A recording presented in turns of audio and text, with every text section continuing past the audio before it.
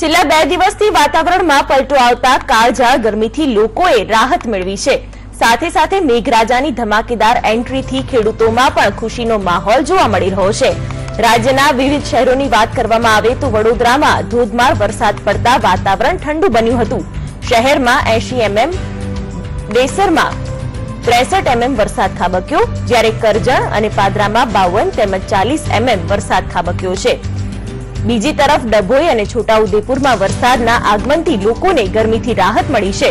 સંખેડા અને નસવાડીમાં વરસાદ ખાબકતા ખેડૂતોએ વાવણીની શરૂઆત કરી છે। પાવી જેતપુર અને કવાંટમાં વરસાદી માહોલ વચ્ચે વાતાવરણ ખુશનુમા જોવા મળ્યું। સાબરકાંઠા જિલ્લામાં પણ વરસાદે ધમાકેદાર એન્ટ્રી કરી છે અને જગતનો તાત ખુશખુશાલ જોવા મળી રહ્યો છે।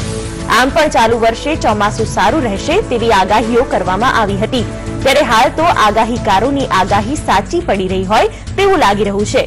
સૂકા પડી ગયેલા ખેતરોમાં પાણી ભરાતા લીલોછમ નજારો જોવા મળ્યો છે, ત્યારે શહેરીજનો પણ પ્રથમ વરસાદની આનંદપૂર્વક મજા માણી રહ્યા છે। અમદાવાદ સહિત સમગ્ર રાજ્યમાં વરસાદ શરૂ થઈ ગયો છે અને વાવણી પહેલા વરસાદ શરૂ થતા સારા પાકની આશા ખેડૂતો રાખી રહ્યા છે। અમદાવાદના મણિનગર, ઘોડાસર, વસ્ત્રાપુર સહિતના વિસ્તારોમાં વરસાદ નોંધાયો। અમદાવાદથી વિરમગામ સહિત ગ્રામ્ય વિસ્તારોમાં વરસાદ પડતા લોકોએ રાહતનો શ્વાસ લીધો। નસવાડીમાં મોસમનો 19 ઇંચ વરસાદ નોંધાયો। સુરતમાં પણ માંગરોળ, કામરેજ અને માંડવીમાં વરસાદ પડ્યો। ઓલપાડ તાલુકાના મોટાભાગના વિસ્તારોમાં વરસાદ નોંધાયો।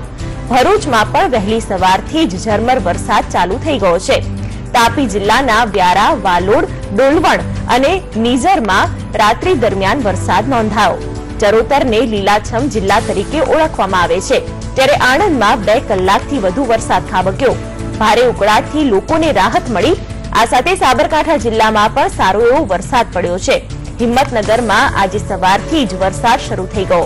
આમ અત્ર તત્ર સર્વત્ર વરસાદ નોંધાતા ચારે તરફ ઠંડક પ્રસરી છે।